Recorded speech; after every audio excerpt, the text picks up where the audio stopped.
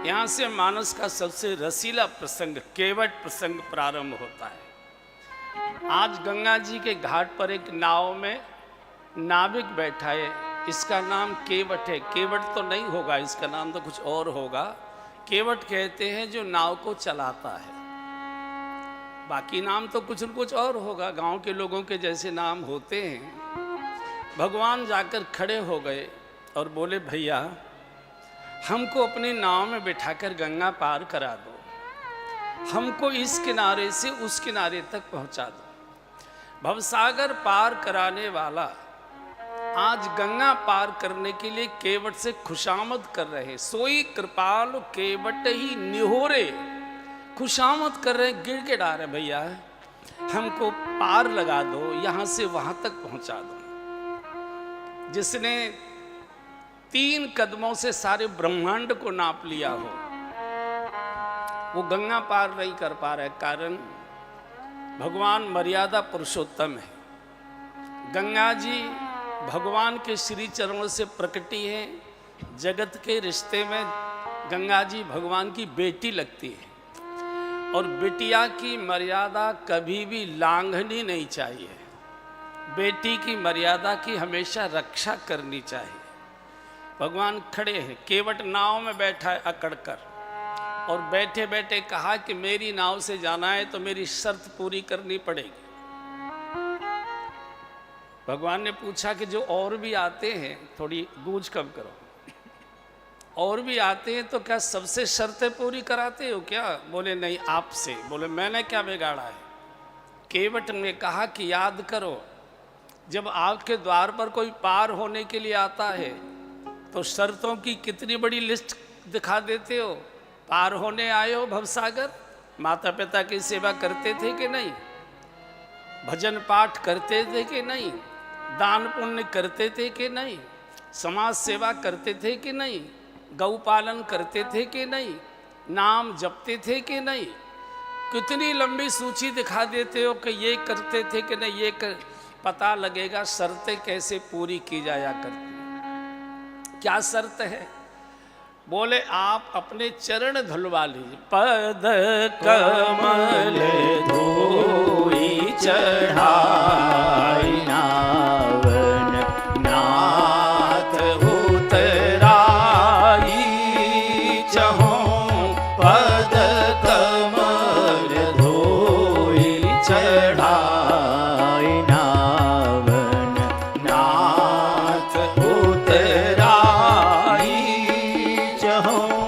मोहि राम राउर आन दशरथ सपथ सब साची कहो। मोहि राम राउर आन दशरथ सपथ सब साची कहो। बरु तीर मारे कान में लग रहा है भाई। खान पे जब लगी न पाय पखारी हो। बरु तीर मारे हुल खान पे जब लगी न पाय पखारी हो। तब लगी न तुलसीदास नाथ कृपालु पार उतारी हो। तब लगी न तुलसीदास नाथ कृपा। आप अपने चरण धुलवाइए। जब तक आप चरण नहीं धुलवाएंगे मैं आपको नाव स्पर्श नहीं करने दूंगा। मैं जानता हूं कि आपके चरणों की रज में कोई ऐसी विशेष बात है जो पत्थर को स्पर्श करती है, ऋषि पत्नी बन जाती है। महाराज मेरी नाव तो लकड़ी की है और पाहन तेन काट कटनाई, वो भी हर समय गंगा जल में भीगी हुई गीली है। ये मान लीजिए ऋषि पत्नी बन गई तो एक तो पहले ही घर में बैठी है नाक में दम करने के लिए, ये दूसरी और आ जाएगी। चलो कोई बात नहीं है, लेकिन वो मल्लाह की लड़की तो बनकर आएगी नहीं। अगर मल्लाह की लड़की बने तो चलो एक घर का काम करेगी, एक जंगल का काम करेगी। वो तो ऋषि पत्नी बनेगी, अलग घर बनवाएगी, अलग राशन पानी मांगेगी, सारी व्यवस्थाएं अलग कराएगी। और मैंने गलती से कोई छूछा दिया उसे तो श्राप और दे देगी। महाराज इस झंझट को दूर रखो। और प्रभु नाराज हो तो एक बात और कह दूं। बोले क्या है बताओ। बोले घरवारी अकेली ही अच्छी होती है। देखो पिताजी ने कई कई कर रखी है तो कैसा तमाशा छोड़ कर आए। लक्ष्मण जी क्रोध में दांती किटकिटा रहे, मूर्ख कही के भगवान को खड़े कर रखा है और खुद नाव में चौधरी बने बैठा हुआ भाषण दे रहा है, जिनके लिए सारे ब्रह्मांड के देवता खड़े हो जाया करते हो, उन भगवान को तूने खड़ा कर रखा। अच्छा इसको कोई डर भी नहीं। केवट ने कह दिया कि भले ही लक्ष्मण जी को मैं जानता हूं, ये साक्षात काल के अवतार हैं, बर तीर मारे हैं लखन पे जब लगन पाए पखारी हूं। भले ही लक्ष्मण जी मुझे बाण मार कर मार दें, जब तक मैं जिंदा हूं अपनी नाव छूने नहीं दूंगा। मरने के बाद, आंख बंद के बाद कुछ भी करिए, मरने के बाद तो कुछ भी करिए। लेकिन लक्ष्मण जी मुझे मरने से डर नहीं लगता, पापी को डर लगता होगा। मैंने जीवन में कोई पाप नहीं किया है, हिम्मत हो तो मारो, और मरने से तो मेरे बड़े लाभ होंगे। भगवान ने कहा मरने से क्या लाभ होंगे। बोले एक नहीं होगा, कई लाभ होंगे। क्या क्या लाभ होगा। बोले एक तो लक्ष्मण जी के हाथ से मरूंगा, आपका दर्शन करते करते मरूंगा, गंगा जी के घाट पर मरूंगा। गांव में मरता तो गांव के लोगों को गंगा जी पर लाना पड़ता, गंगा जी के घाट पर मरूंगा। और मैं जानता हूं आप बहुत कोमल स्वभाव के हो, अति कोमल रघुवीर स्वभाव। मेरी पत्नी को पता लगेगा कि पति की हत्या कर दी गई है, वो दहाड़ मारती रोती रोती आएगी, मेरी लाश पर रुदन करेगी। मैं आपको जानता हूं, अति कोमल रघुवीर स्वभाव, आप बहुत करुणामय हैं। मेरी लाश को अनाथ और मेरी पत्नी को बिलखता हुआ, बच्चों को बिलखता हुआ छोड़कर आप नहीं जाओगे, तो मेरे परिवार को सांत्वना देने के लिए, पत्नी को धैर्य देने के लिए अपने हाथों से मेरा दाह संस्कार करोगे, 13वीं तक मेरे गांव में रहोगे। महाराज मेरा तो जीवन ही धन्य धन्य हो जाएगा। मारो लक्ष्मण जी। लक्ष्मण जी तो घबरा गए, बोले बाप रे इतना झंझट। निकाला हुआ तरकस का बाण वापस तरकस में रख लिया। इसको भक्त कहते बंधु, जो काल को वापस कर दे उसी को भक्त कहा है। यम डर पे जब दास कहा यम। भक्तों की संतों की मौत नहीं होती, व्यक्तियों की मृत्यु होती है, संतों की मौत नहीं होती। नानक जी मरे हैं क्या, तुलसीदास जी मरे हैं क्या, सूरदास जी मरे हैं क्या, मीरा जी मरी हैं क्या, चैतन्य महाप्रभु मरे हैं क्या, वल्लभाचार्य जी मरे हैं क्या, निम्बारकाचार्य जी मरे हैं क्या, रामानुजाचार्य जी मरे हैं क्या, महर्षि दयानंद जी मरे हैं क्या, स्वामी विवेकानंद जी मरे हैं क्या। आज भी हमारे घरों में जिंदा हैं, हमारे ड्राइंग रूम में सबके फोटो लगे हुए हैं, और हमको अपने दादाजी के दादाजी का भी नाम याद नहीं है, अपने नाना जी के नाना जी का भी याद नहीं है हमको। तो संत और भगवंत के जो सेवक होते हैं, जो परमार्थी होते हैं, वो चिरंजीवी होते हैं, वो केवल शरीर बदलते हैं, उनकी चेतना, उनकी सुगंध हमेशा निश्चित है। इसलिए चरण धुलवाइए। और हाँ, शायद आपको ये संकोच लग रहा होगा कि ये कुछ उतराई मांगेगा, तो उस डर से अपने को निकाल लीजिए। हम गांव के हैं, गरीब हैं, लेकिन हमने कथाएं सुनी हैं, और कथाओं में हमने आचार्यों के श्रीमुख से ऐसा सुना है कि साधु को, ब्राह्मण को, भिखारी को, असहाय को कुछ न कुछ जरूर दे देना चाहिए। और आपके पास है क्या जो मुझे दोगे, माने सब तो उतरवा लिया है। फिर भी आपको ये भरोसा नहीं हो रहा कि अभी तो मीठी मीठी बात कर रहा है, बाद में लेन देन पर झगड़ा करेगा। तो मैं आपको विश्वास दिलाने के लिए आपकी और आपके पिताजी की सौगंध खाकर कहता हूँ, एक बार चरण धुलवा लीजिए, उतराई में कुछ भी नहीं मांगूंगा। और जैसे का आपकी और आपके पिताजी की कसम, एकदम लक्ष्मण जी फिर लाल लाल हो गए। बुद्धि ठीक रख, सीमा के बाहर मत जाओ, अभी तक हमसे अब हमारे पिताजी तक जा रहा है।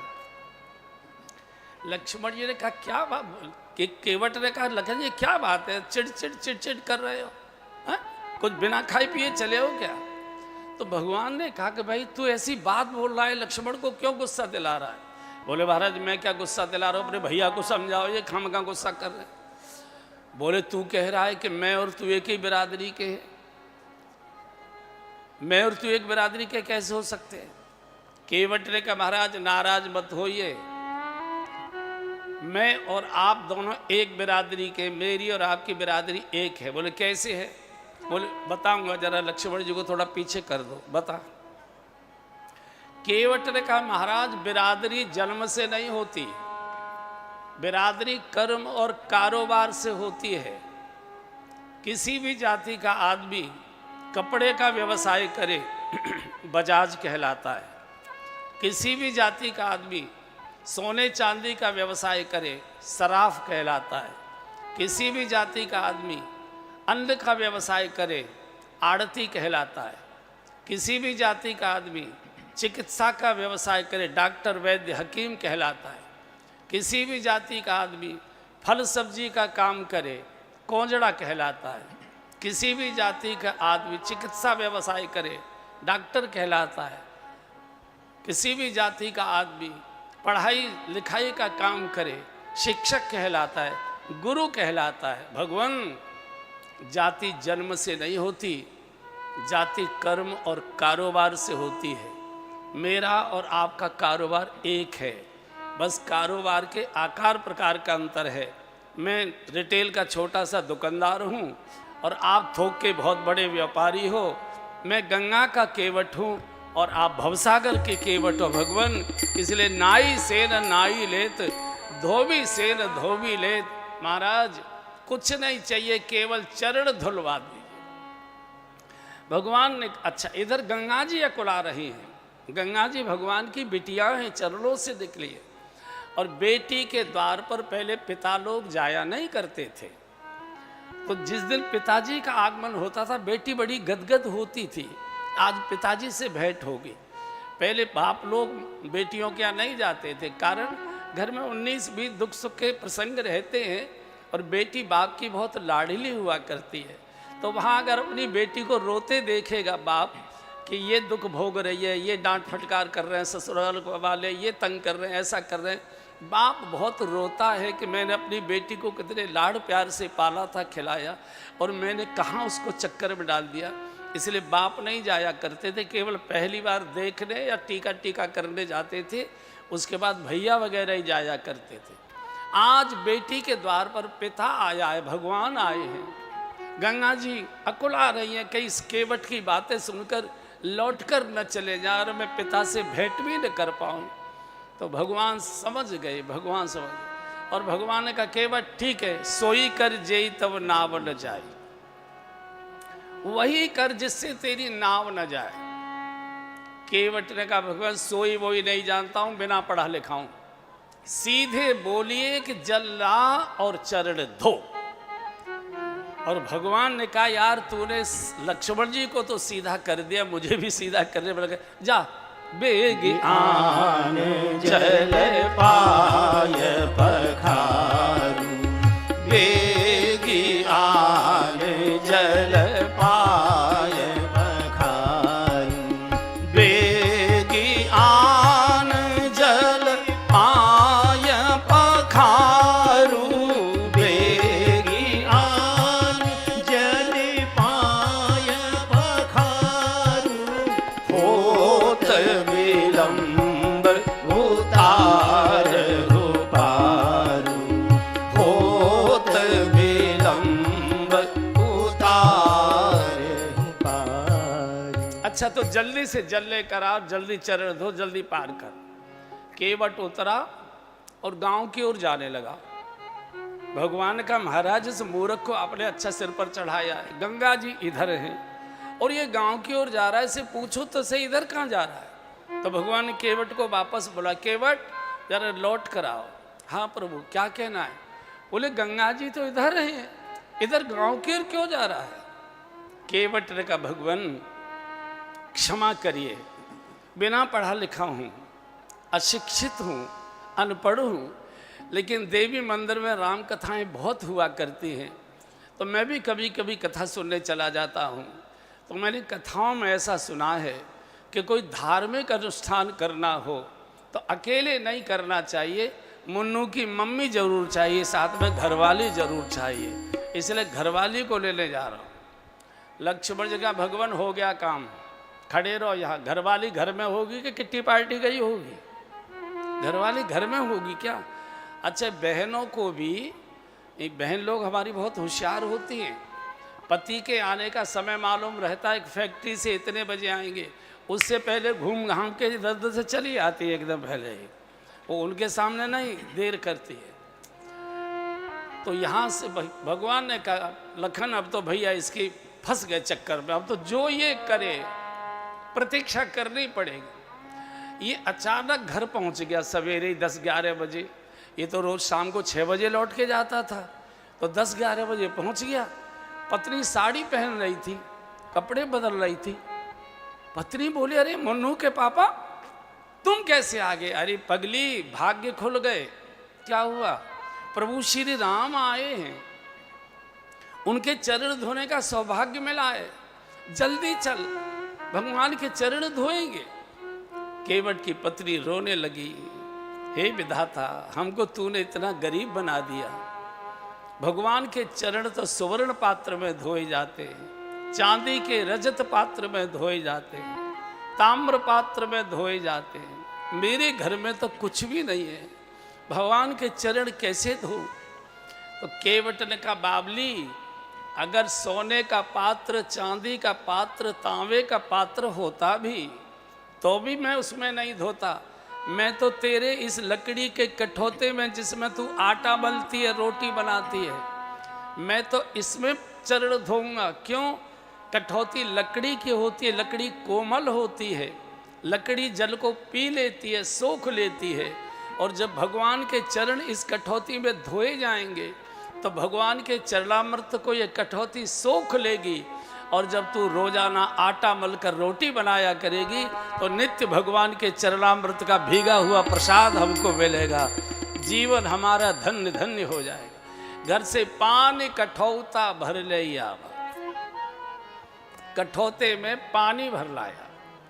भगवान ने कहा केवट यार तू भी बड़े कमाल का। हमने कहा यार गंगा जल लेकर गंगा जी में ये चरण गंगा जल से धो, तू घर से पानी भर कर ले आया। केवट ने कहा भगवान ये गंगा जी हमारे किसी काम की नहीं है, गंगा जी बड़े लोगों की है, हम गरीबों की, छोटे लोगों की, नीच लोगों की गंगा जी किसी काम की नहीं है। बोले क्या मतलब? बोले मैंने संतों के मुख से सुना है कि अगर पक्षी भी उड़कर गंगा पार कर दे तो अगला जन्म उसका मनुष्य का हो जाता है। सैकड़ों मील दूर से गंगा जी के ओर मुंह करके कोई गंगा जी की जय बोल दे वो भी पाप से मुक्त हो जाता है। लेकिन भगवान हमारे पुरखों की और हमारी पूरी जिंदगी इस गंगा जी में निकल गई, सुबह से शाम तक हम गंगा जी में ही रहते हैं, फिर भी हम अछूत के अछूत रह गए। कोई हमको पास बिठाना पसंद नहीं करता, कोई हमारे हाथ का छुआ हुआ कोई चीज़ खाना पसंद नहीं करता। भगवान ये ब्रह्म कमंडल से आई गंगा तो हमारा उद्धार नहीं कर पाई। आज मैं एक मल्लाह के कठौती से नई गंगा प्रकट करूंगा जो मेरे समाज का उद्धार करेगी। भारत आइए। और एक हाथ में कठौता लेकर उठा लिया और भगवान से कहा प्रभु लाइए चरण, और एक चरण भगवान का कठौते में, और क्या झूम झूम के भगवान के चरण धो रहा है। अति आनंद उमगी अनुरागा, अति आनंद उमगी अनुरागा, चरण सरोज पखार लागा, चरण सरोज पखार लागा। जासु नाम सुमिरत एक बारा जासु नाम सुमिरत एक बारा हाँ उतरहि नर भव सिंधु अपारा उतरहि नर भव सिंधु अपारा सोई कृपालु के वटहि निहोरा सोई कृपालु के वटहि निहोरा जेहि जग कीयति हूँ पगहु थोरा जेहि जग कीयते हूँ पगहु थोरा देवता फूलों की वर्षा कर रहे हैं। बड़भागी केवट, बड़भागी केवट, तेरे जैसा कोई बड़भागी नहीं होगा। जासु नाम सुमिरत एक बार, जिनका एक बार नाम सुमिरन करने से जीव भवसागर पार कर जाता है, आज वो तुझसे गंगा पार करने के लिए निहुरे कर रहे हैं। तो झूम झूम के अति आनंद उमग अनुरागा, झूम झूम के चरण धो रहा था। तो एक हाथ से कठौता था, भगवान को एक पैर से खड़ा किया हुआ था, एक दूसरा पैर तो कठौते में अभी ऐसे ऐसे मल मल कर धो रहा है। तो जब झूमने लगा तो भगवान डगमगाने लगे। तो भगवान कह रहे केवट क्या करता है, ठीक से धो। बोले मैं तो ठीक से धो रहा हूँ। बोले कहाँ ठीक से धो रहा है, हम गिर जाएंगे। डांट दिया, गिर क्यों जाओगे, सीधे खड़े हो। अरे यार तूने लक्ष्मण जैसे को तो सीधा कर दिया, अब कितना सीधा करोगे हमको। अब तू एक हाथ कठौता लिए ऐसे बैठा है, एक पैर से हमको खड़ा कर रखा है, और तू झूम झूम के पैर धो रहा है हमारे। तू झूमता है तो कठौता झूमता है, कठौता झूमता है तो हम डगमगाते, तो हमको गिरने का डर लगता है। ओह अच्छा, गिरने का डर लग रहा है। हाँ ऐसा करो, दोनों हाथों से मेरा सिर कस के पकड़ लो, फिर गिरोगे नहीं। और आज भगवान को केवट ने बालक की तरह खड़ा कर दिया। जो गांव की माताएं बैठी होंगी उनको याद आ जाएगी, जब माँ छोटे बच्चे के पैर धोती है तो छोटा बच्चा ऐसे माँ का सिर पकड़ के खड़ा रहता है कि मैं गिर न जाऊं। आज भगवान सारे जगत को सहारा देने वाले आज खुद सहारा ले रहे, केवट का सिर पकड़ कर खड़े हैं।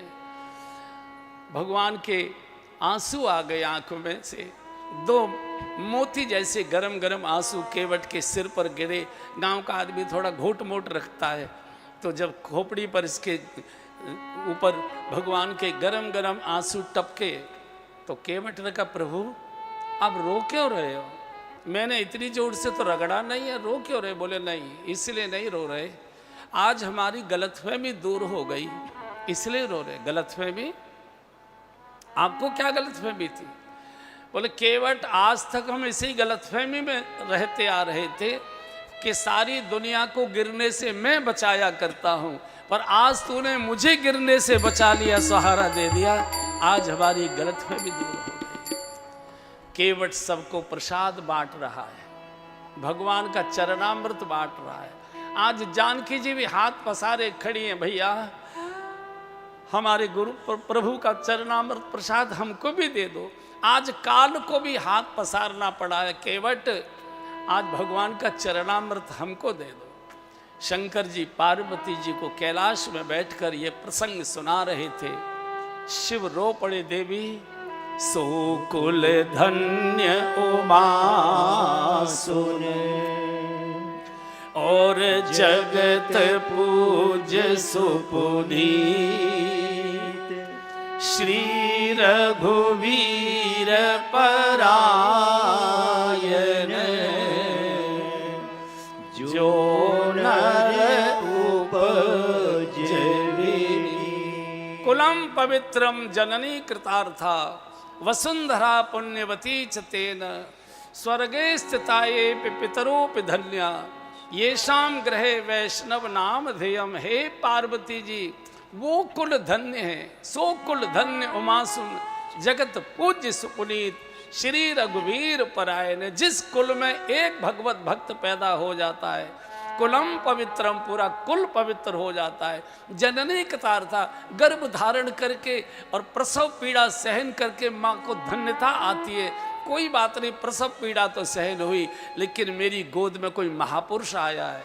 कुलम पवित्रम जननी कृतार था वसुंधरा पुण्यवती च। जिस गांव में, जिस मोहल्ले में, जिस शहर में कोई भगवत भक्त पैदा हो जाता है, वो शहर की गांव की धरती वो पुण्यवती हो जाती है। लोग माथा टेकने जाते हैं, वह तीर्थ करने जाते हैं, वह मंदिर बनाते हैं, वह आरतियां करते हैं। कुलम पवित्रम जननी कृतार्था वसुंधरा पुण्यवती च तेन स्वर्गे स्थिताय। स्वर्ग में बैठे हुए उसके पुरखे, उसके पूर्वज, उसके पितृजन जय हो जय हो जय हो की घोषणा करते हैं। तूने हमारे सारे कुल को उजागर कर दिया, उज्जवल कर दिया, सारे कुल को तूने तार दिया।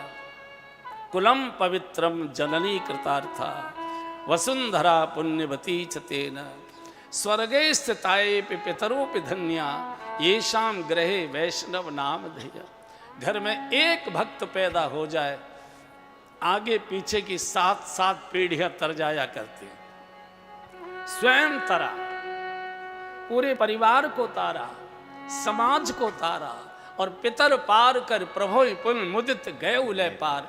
इधर गंगा जी घबरा रही हैं कि केवट की बातों से नाराज होकर पिताजी वापस न लौट जाएं। बेटी भगवान पिता का दर्शन भी न कर पाए, घबरा रही थी।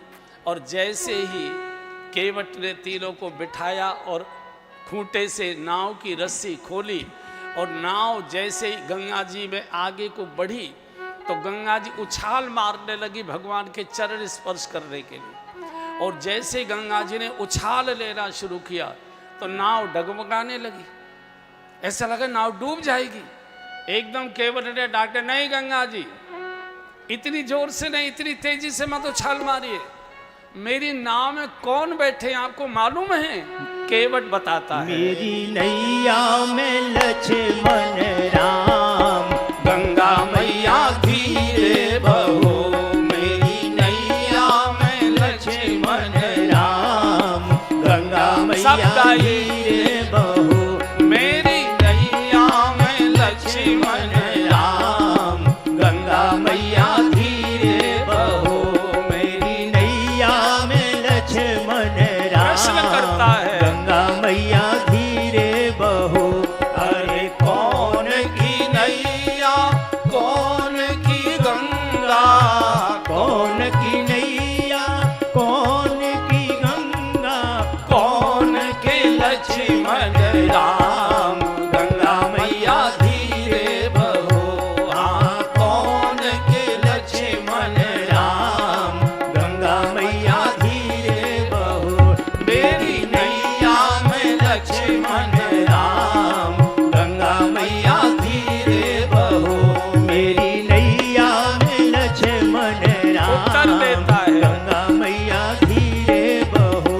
अरे केवट की नैया भगीरथ की गंगा, केवट की नैया भगीरथ की गंगा, राजा दशरथ के लक्ष्मण राम, गंगा मैया धीरे बहो।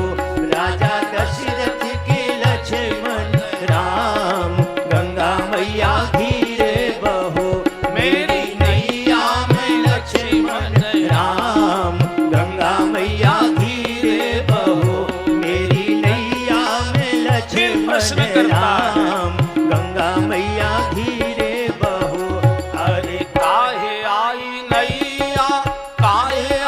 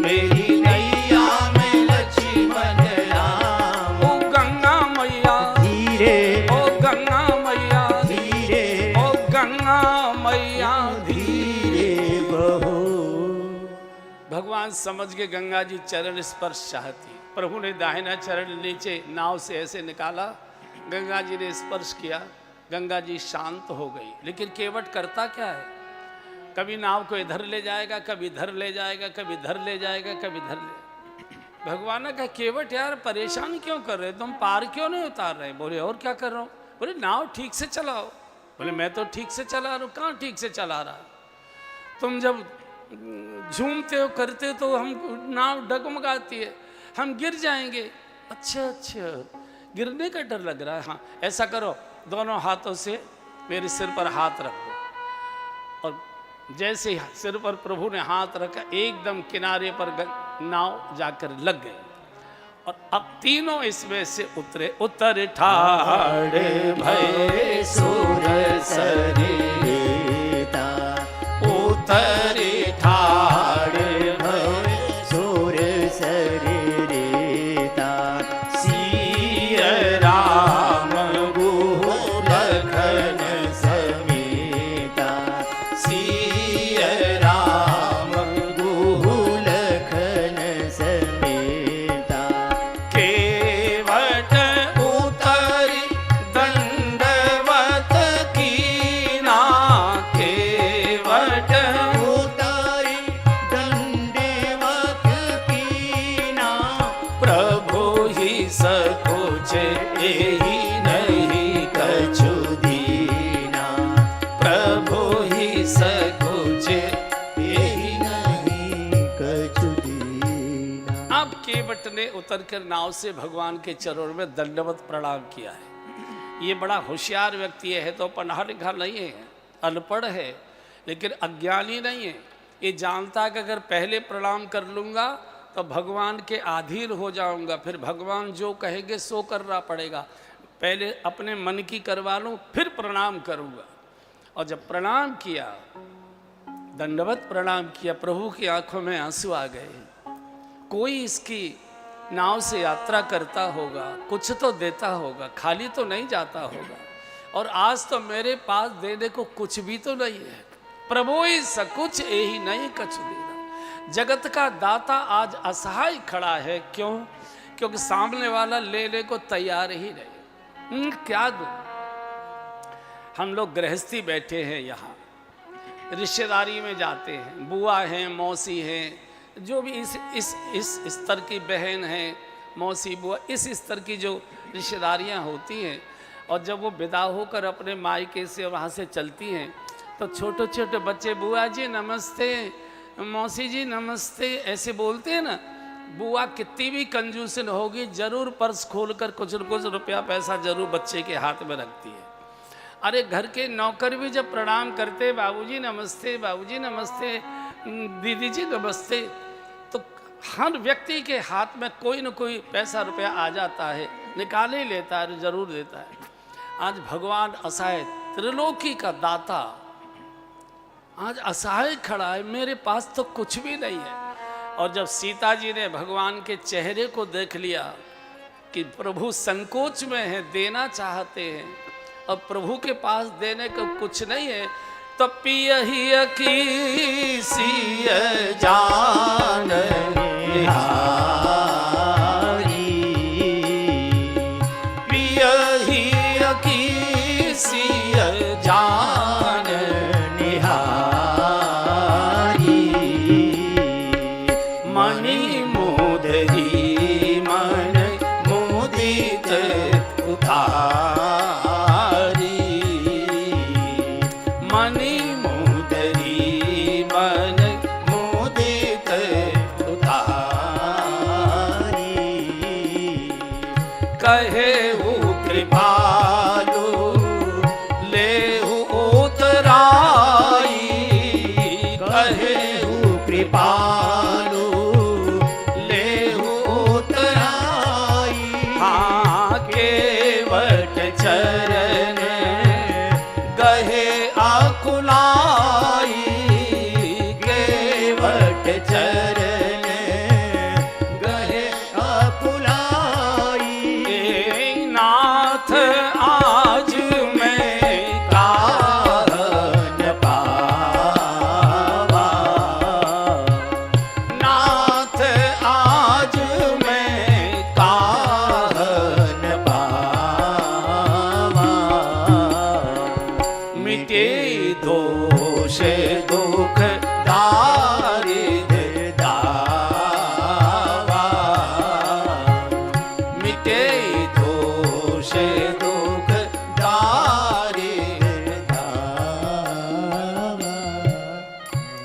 जो पति को संकोच से निकाले उसी को पत्नी कहते हैं।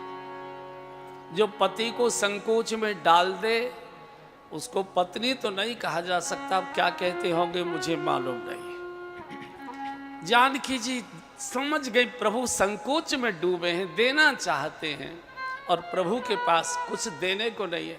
तो सीता जी एक बड़ी सुंदर बड़ी कीमती मणि की मुद्रिका पहने हुई थी, उतार कर दे। मन मुदरी मन मुदित उतारी। माताओं को जेवर प्राणों से प्यारे होते हैं। आज जानकी जी ने वो मुद्रिका दे दी, उतार प्रभु ये दे दीजिए, ये बड़ी कीमती मुद्रिका है। कीमत इस नाते से नहीं है कि इसमें सोना कितना लगा हुआ है, कितने कैरेट का हीरा इसमें लगा है। कीमत बाजार वाली नहीं है। कीमत ये है कि बहुत बड़े हाथ से आई है, बड़ी लंबी यात्रा करके आई है। ब्रह्मा जी ने इसको अपने संकल्प से बनाया था। इस मुद्रिका को ब्रह्मा जी ने सोचा कि किसको दी जाए, चलो राजा को दे देते, राजा खुश रहेगा तो आगे काम आएगा। तो ब्रह्मा जी ने वो मुद्रिका इंद्र को दे दी। एक बार इंद्र युद्ध में फंसे थे और इंद्र के प्राण संकट में आ गए थे। तो दशरथ जी उस समय इनके साथ युद्ध में सहायता कर रहे थे। तो दशरथ जी ने इंद्र के प्राण रक्षा की युद्ध में। तो इंद्र ने प्रसन्न होकर पुरस्कार स्वरूप ये मुद्रिका दशरथ जी को दे दी। दशरथ जी ने लाकर ये मुद्रिका बड़ी रानी कौशल्या जी को दे दी। कैकेयी युद्ध कला में बहुत होशियार थी। हमेशा दशरथ जी के साथ युद्ध में कैकेयी जाया करती थी। एक बार दशरथ जी के भी प्राण संकट में आ गए थे युद्ध में। तो कैकेयी ने अपनी कला से दशरथ जी के प्राण की रक्षा की थी। तो जब युद्ध से लौट कर आए, कैकेयी वापस आई, तो कौशल्या जी ने सम्मान सहित वो मुद्रिका कैकेयी को दे दी। कैकेयी, तुमने हमारे सबके सुहाग बचाए हैं, ये तुम रखो। ये कैकेयी के पास आ गई। जब भगवान का विवाह हो गया और जानकी जी बहू बनकर जब अयोध्या में आई, तो ये मुद्रिका मुंह दिखरौनी में कैकेयी ने जानकी जी को दी। और आज इस मुद्रिका को जानकी जी उतार कर केवट को दे रही हैं, मल्लाह को दे। कितनी लंबी यात्रा करके आई है। ब्रह्मा जी ने बनाई, ब्रह्मा जी ने इंद्र को दी, इंद्र ने महाराज दशरथ को दी, दशरथ जी ने कौशल्या जी को दी, कौशल्या जी ने कैकेयी जी को दी, कैकेयी जी ने मुंह दिखाई में जानकी जी को दी। और आज जानकी जी उसे उतार कर केवट को दे रहे। लो भैया लो। केवट हाथ जोड़कर रो पड़ा, पीछे खड़ा हो। केवट चरण गहे अकुलाई। नहीं नहीं नहीं माँ, ये मत करिए, मैं नहीं ले पाऊंगा। नहीं नहीं नहीं। भगवान ने कहा केवट ले लो ले लो। बोले नहीं प्रभु। लक्ष्मण जी ने अभी व्यंग कर ले ले ले ले यार, मन मन भावे, मूड हलावे, बड़ा मन तो करे, ले ले। अच्छा, केवट की लक्ष्मण जी से बड़ी लग रही थी। तू कहा, केवट ने कहा लक्ष्मण जी हम गांव के हैं, अशिक्षित हैं, अनपढ़ हैं, गरीब हैं, लेकिन हम भारतीय संस्कृति को जानते हैं। भारत की संस्कृति में बेटी को जेवर चढ़ाए जाते हैं, बेटी के जेवर उतरवाए नहीं जाते हैं। ये अब हम नहीं लेंगे। आज भगवान के भी आंसू आ गए और आज जानकी जी के भी आंसू आ गए। लव कुश तो बाद में प्रिय लगते हैं, पहले केवट इतना प्रिय लगा। और कह दिया, हमारे तबला बजाते थे हमारे साथ राजन जी, बहुत अच्छा समय का ये भजन गाते हैं। केवट चरणों में गिर पड़ा, प्रभु आज मुझे क्या नहीं मिल गया। मुझे तूने दाता बहुत कुछ दिया है, मुझे तूने दाता बहुत कुछ दिया है। तेरा शुक्रिया है, तेरा शुक्रिया। बोलिए स्वामी जी महाराज की जय, गुरुदेव भगवान की जय, आज के आनंद की जय। जय जय श्री राधे। मुझे तूने दाता बहुत कुछ दिया है, मुझे तूने दाता बहुत कुछ दिया है। तेरा शुक्रिया है, तेरा शुक्रिया है, तेरा शुक्रिया शुक्रिया है, तेरा शुक्रिया है। मुझे तूने दाता बहुत कुछ दिया है, मुझे तूने दाता बहुत कुछ दिया है।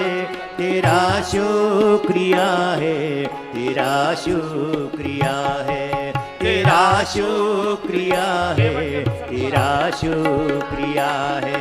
ये जाजात दी है, ये औलाद दी है, ये जाजात दी है, ये औलाद दी है।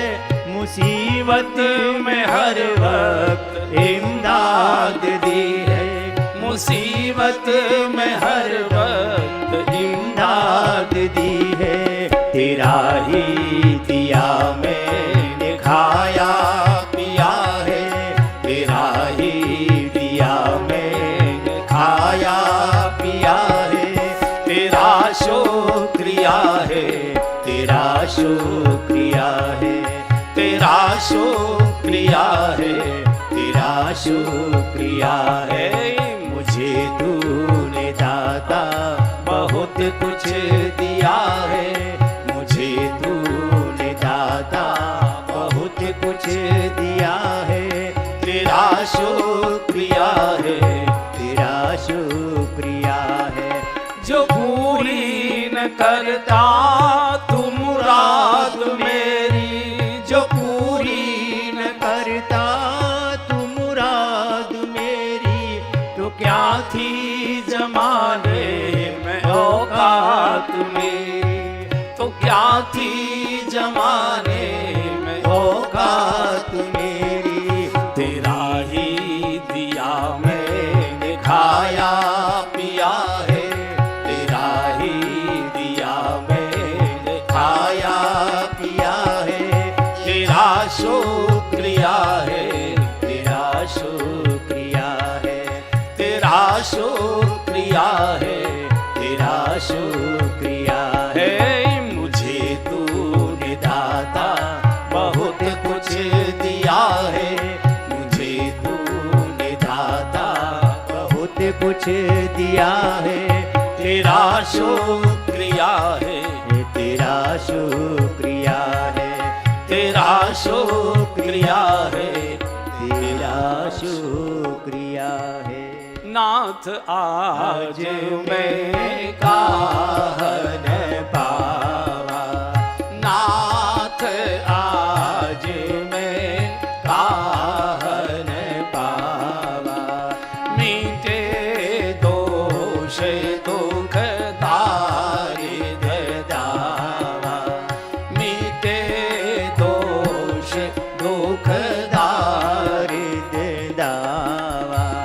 फिरती बेर मोही जो देवा, फिरती बेर मोही जो देवा।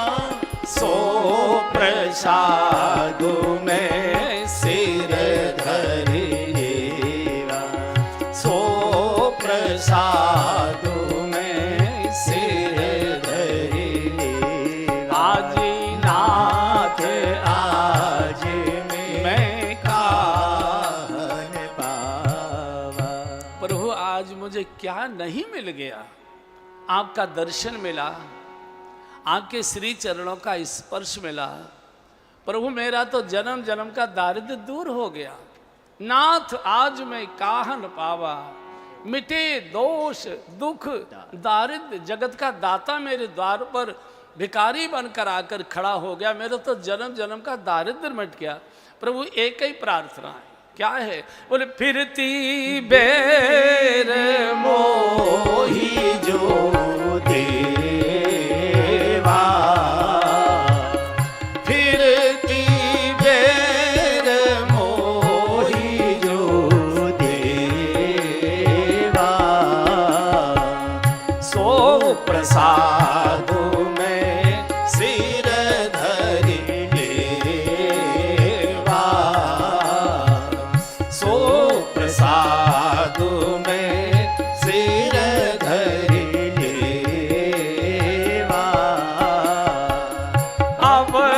कछु नाथ न